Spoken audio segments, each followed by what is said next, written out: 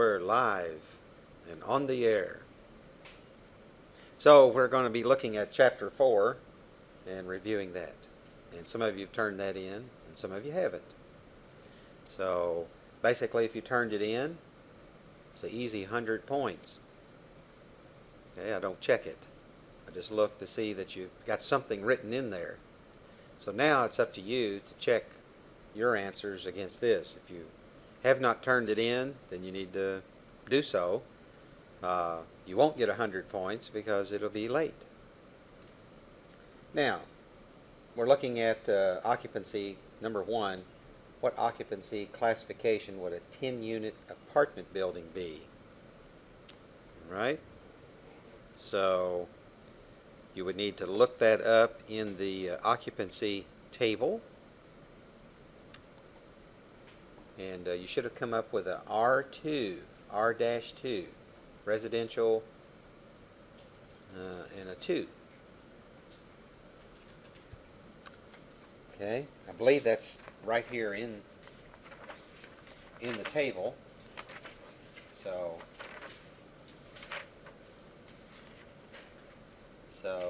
it's a moment. We won't do this for every question, but 10-unit apartment building. So we look down here on page 81, and it's a table that I believe the author put together. I think there's a summary table in the code itself.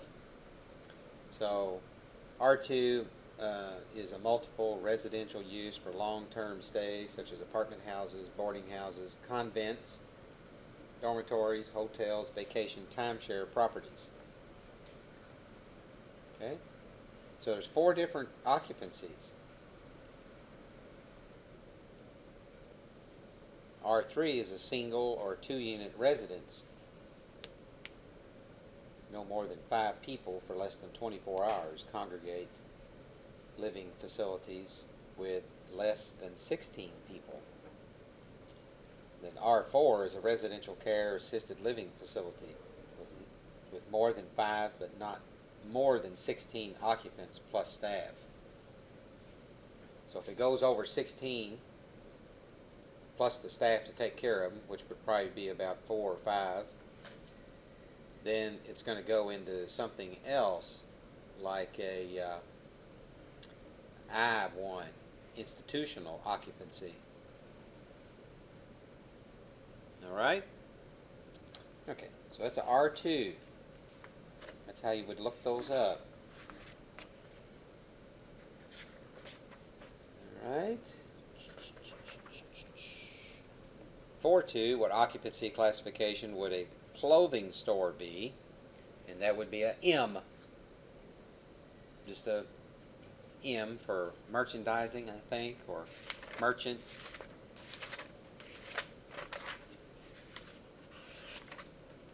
Mercantile.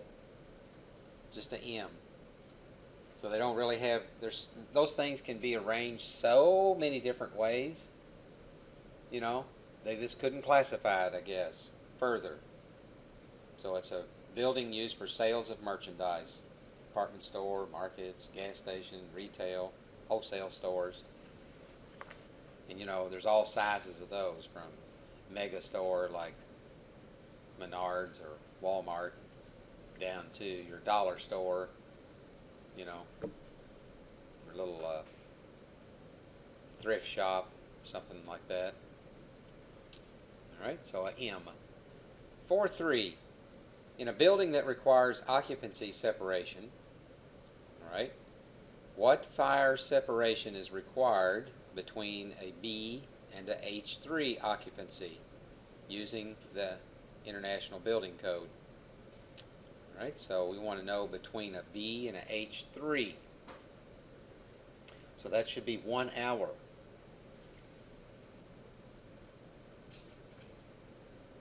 Okay, 1 hour between a B and a H3.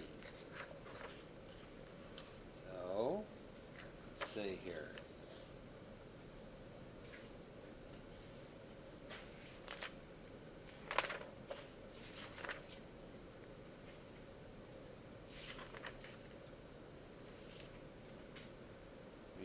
reinforcement, live loads, weather exposure, roof covering. Uh-oh, fire resistance rating. Alright, so we look down here, we look over here, so it's a B and H3. So a standard B.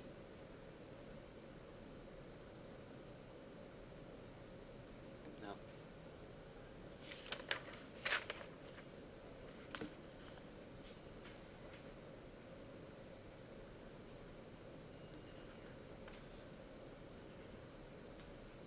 Live loads.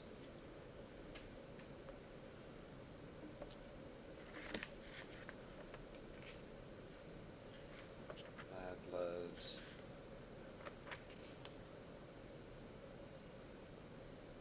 Oh, okay.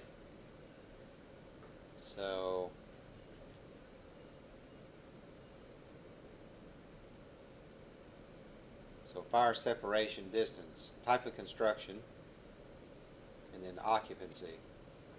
So all types of construction, and it's a H3 and a B. Okay.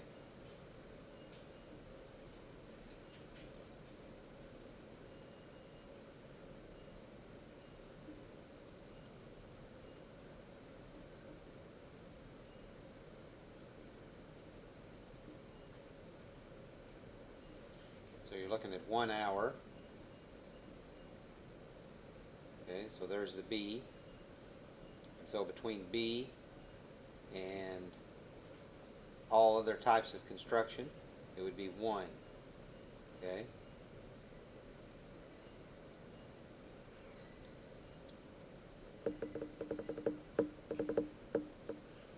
Right.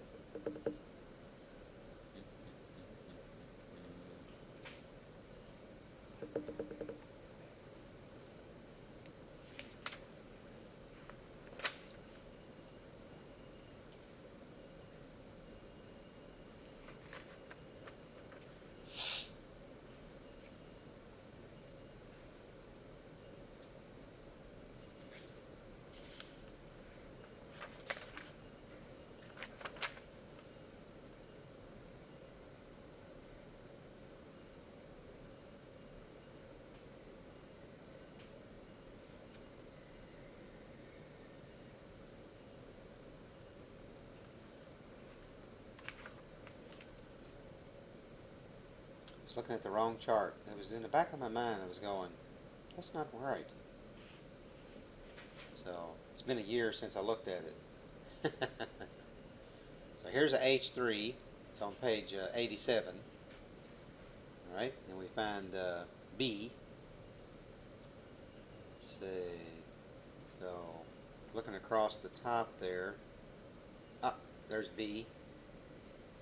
All right, and we look down through here, and there's H3. It has a dash, so we can't use that. So we got to jump back up here to a B and look over to the H3, and it's 1. Okay, so 1 hour separation.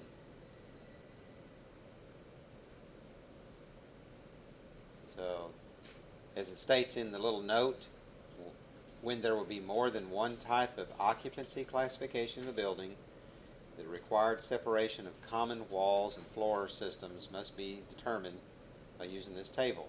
Please note that there are exceptions in the code that eliminate the requirement. Okay, so you got some exceptions down in here.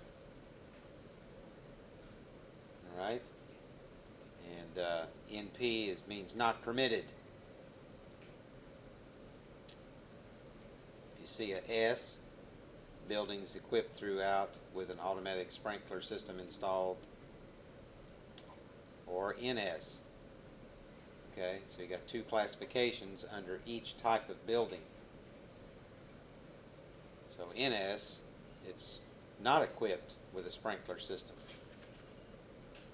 So the walls between a H3 and a B, All right. So let's look. Business occupancies represent buildings for non-hazardous business, such as an office building. All right. And then an H3, buildings that contain materials that readily support combustion or a physical hazard. Now, when it means a fire separation or hours of separation, that means how long it's going to take for the fire to burn through from one side to the other. So it's going to take it 1 hour to burn through. So certain types of walls give you a certain number of hours of burn through. Now you take a concrete wall, you know, it's really infinite. If it's a concrete wall, it would take several hours of very hot temperature, you know, to actually burn through a piece of concrete. So that's how you read the chart. All right, and so then between an A2 and an E, so we look for an A2, A-2, see if we see an A-2. I don't really see one, so I guess we got to use A. All right, and an E.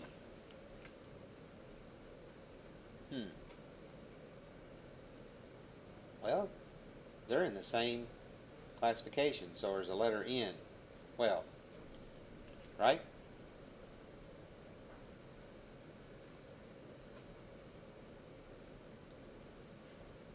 Between an A2 and an E, am I correct?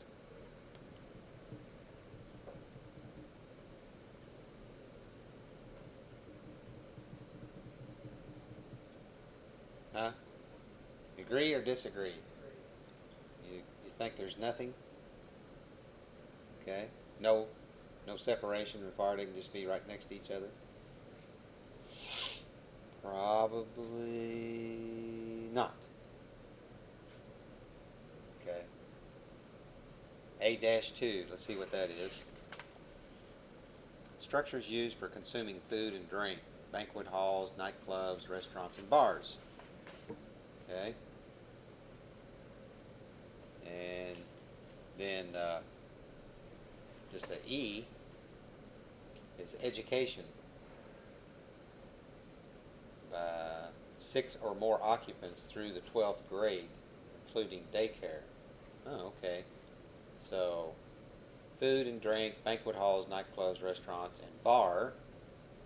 Well, but it's mainly the type of physical activity going on. And then an educational occupancy. So you can have a bar and a classroom together, right? They can be next door and not even have a wall separating them, because they're about the same kind of thing going on. Okay, it's people doing stuff, sitting, eating. Okay, so between an A-2 and an E, a 2-hour separation is required if the assembly use is not accessory to the educational use. So you look at the footnote. Okay? Footnote E. Alright? Separation is not required between occupancies of the same classification. Okay?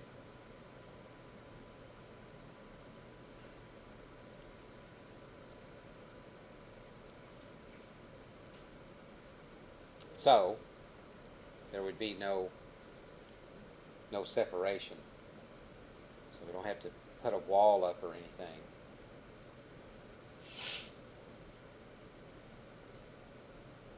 But if the assembly use is not accessory to the educational use, then we do have to have some separation.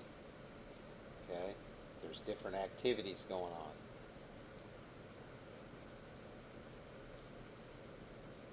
All right. Next.